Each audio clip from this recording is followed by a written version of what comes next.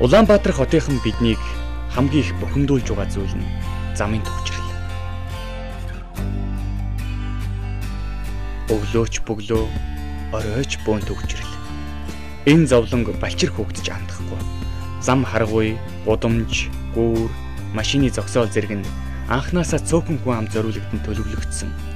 Дээрээс нь хүндэтгэл хүлээц муутайхан зорчигч, цагдаа, за тэгээд хүн бүрийн буруутаагаас болоод л бөглөө зангираа нь эцэс төгсгөлгүй бухимдал, саатал болон хувирсаар.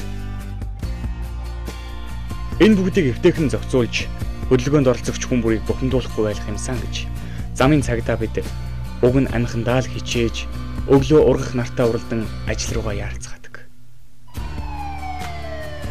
Үүнийг зарим жолооч нар маань үл ойлгон бараг л биднээс болж төвжирэл үүсдэг мэт сандагч.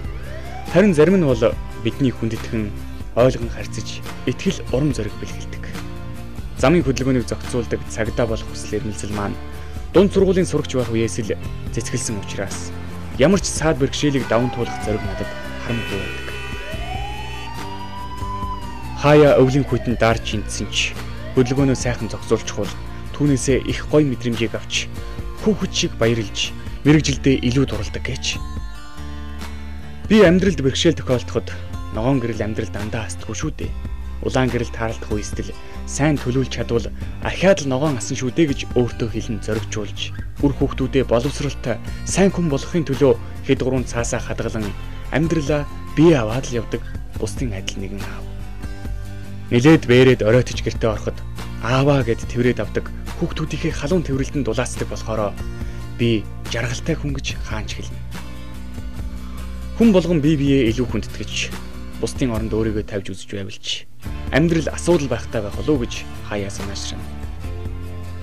Амьдрал үргэлжилсээр л замын голоор алхалсан цагдаа ахаа сайн байна уу хэмээн нэмсэглэн дуулах цоглог жаалуудын дууны мөртөж шингэсэн мэрэгжил маань сайхан шүү. Амьдрах сайхан.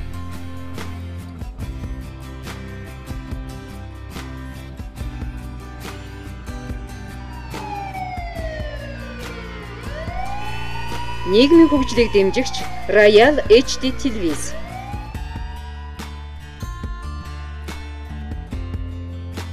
Байлгыг дэмжсэн хааны зэрэгт үйлчлэе. Хүн нү палас.